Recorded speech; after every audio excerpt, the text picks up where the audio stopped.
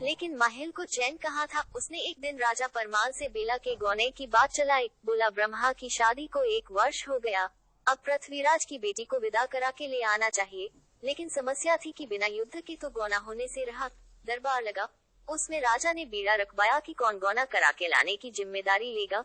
सब एक दूसरे का मुंह देखने लगे। उदल ने आगे बढ़कर बीड़ा उठा लिया, लेकिन माहिल ने राजा और ब्रह्मा के कान भरे और कहा, महाराज, यह जिम्मेदारी ब्रह्मा को दीजिए। उदल के जाने से तो युद्ध निश्चित है, किंतु ब्रह्मा के साथ मैं जाऊंगा तो महाराज पृथ्वीराज राजी से ही बेला का गौना कर देंगे। आखिर उन्हें भी तो अपनी बेटी की चिंता होगी। सो बस ब्रह्मा ने उदल से मना कर दिया और कहा, तुम रहने दो, मैं ही जाऊंगा। बीड़ा उठा चुके उदल को यह बात अपमानजनक लगी और दोनों भाइयों ने साथ न जाने का निर्णय लिया।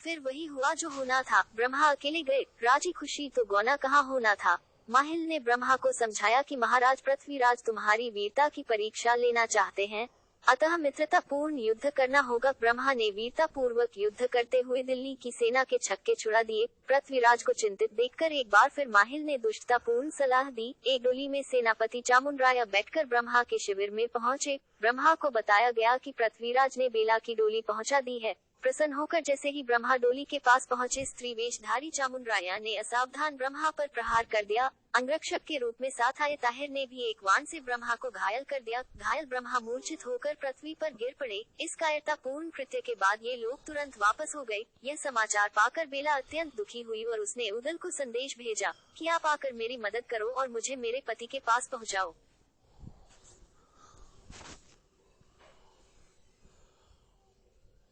बहादुर उदल एक अबला की पुकार कैसे अनसुनी करते। वे अपने मित्र और जयचंद के बेटे लाखन के साथ दिल्ली पहुंच गए।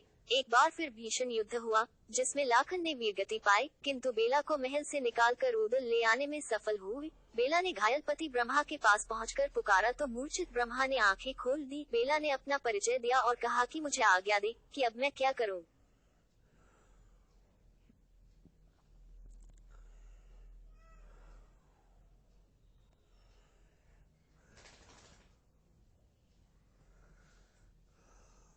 ब्रह्मा ने कहा कि जब तक मैं अपने अपराधी विश्वासघाती ताहिर का कटा हुआ सर अपने सामने न देख लूं, तब तक मुझे चैन नहीं आएगा। दिल्ली की राजकुमारी बेला पति की इच्छा पूरी करने एक घोड़े पर सवार होकर निकल पड़ी। उन्हें अकेले जाते देख महोबा की सारी सेना भी उनके पीछे चल पड़ी। साक्षात रणचंडी स्वरूपा बेला को देखकर दिल्ली की सेना को समझ में ही नहीं आया कि वह अपनी राजकुमारी से युद्ध करे या न करे। वे असमंजस में ही रहे और तब तक बेला ने ताहिर के सामने पहुंचकर एक झटके में उसका सर धड़ से अलग कर दिया और एक भाले में उसे टांगकर पति के पास पहुंची। ब्रह्मा ने ताहिर का सर देखकर शांति के साथ अपना शरीर छोड़ा। उदल ने दुख प्रकट किया तो बेला ने कहा कि अब घर घर विधवा वास करेगी, दिल्ली से महोबे तक मौत नाचेगी और राजपूतों का महाविनाश होगा। बेला ने सती होने का निश्चय प्रकट किया तो पृथ्वीराज ने अडंगा लगाया कि चिता को अग्नि केवल परमाल वंश का ही कोई व्यक्ति दे सकता है। उस युद्ध क्षेत्र में कोई परमाल वंश का व्यक्ति जीवित ही नहीं बचा था।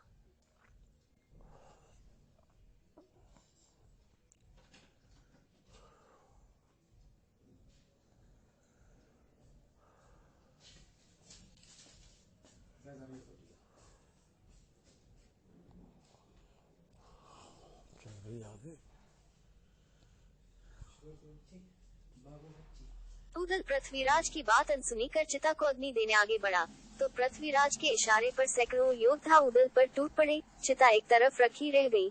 एक बार फिर युद्ध शुरू हो गया। तलवारें चलने लगी। चिता के आसपास की भूमि रक्त से लाल होने लगी। आल्हा उदल का बाल सखा ढेबा पंडित व जगनिक चामुंडराय के हाथों मारे गए। खास बात यह कि ढेबा पंडित चामुंडराय के सगे दामाद थे। इस युद्ध में आल्हा उदल के पिता के मित्र सैयद तालहन भी मारे गए, जिनका उल्लेख प्रारंभिक वीडियो में किया जा चुका है। पृथ्वीराज के जिस वीर धांधु ने तालहन को मारा था, उसे जयचंद के वीर पुत्र लाखन ने सुरपुर पहुंचाया। लाखन का पराक्रम देखकर स्वयं पृथ्वीराज आगे बढ़े और उनके तीक्ष्ण वाण से लाखन का सर धड़ से अलग हो गया। महोबा की सेना बहुत कम शेष रही थी।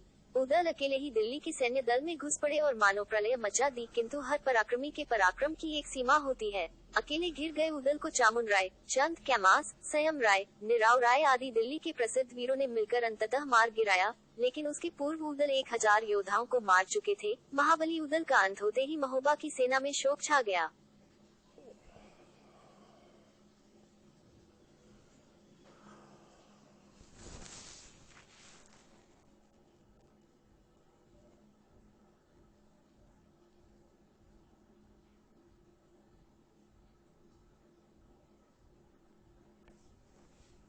जब इंदल ने जाकर अपने पिता आल्हा को यह समाचार दिया कि चामुंड राय आगे से लड़ता था, चंद पीछे से प्रहार करता था और कैमास बगल से मार रहा था, इस प्रकार जैसे कौरवों ने चक्रव्यूह में अभिमन्यु को मारा था, वैसे ही अन्याय पूर्वक चाचा उदल को इन लोगों ने मार डाला। यह वीरोचित युद्ध नहीं हत्या है। सुनकर आल्हा का खून खोल उठा। उनकी आंखों में उदल की मौत का समाचार सुनकर जो आंसू आए थे वे सूख गए। क्रोध से तमतमाए आल्हा ने बदला लेने की ठान ली। पचशाबद हाथी पर सवार आल्हा के नेतृत्व में एक बार फिर महोबा की सेना युद्ध क्षेत्र में जा पहुंची। यद्यपि दिल्ली की सेना महोबियाओं से कई गुना थी, किंतु आल्हा के धनुष से छूटते वाण और हाथी पचशाबद की सूंड में पकड़ी सांकल के प्रहारों ने कहर ढा दिया। जैसे ही घोड़े पर बैठा चामुंड राय उनकी आंखों के सामने आया, आल्हा ने हाथ से उसे दबोचकर किसी बच्चे की तरह हाथी के हौदे में खींच लिया और अपने हाथों के प्रहारों से ही पीट पीट कर उसका अंत कर दिया। अपने सेनापति का यह दारुण अंत देखकर स्वयं पृथ्वीराज आगे बढ़े, किंतु क्रुद्ध आल्हा के भीषण वाणों ने उन्हें भी घावों से भरकर अचेत कर दिया।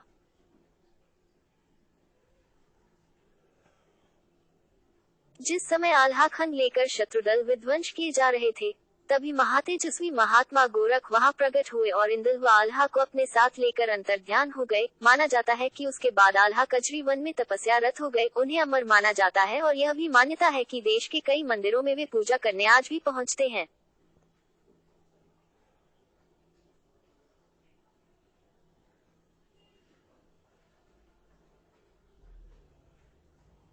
उस समय की एक कथा भी कहीं सुनी जाती है। युद्ध क्षेत्र में जिधर देखो उधर लाशें बिखरी हुई थी, जमीन रक्त से लाल थी, कोई भी स्वस्थ व्यक्ति वहां शेष नहीं बचा था। ऐसे में घायल पड़े पृथ्वीराज की आंखें निकालने एक गिद्ध उद्यत हुआ।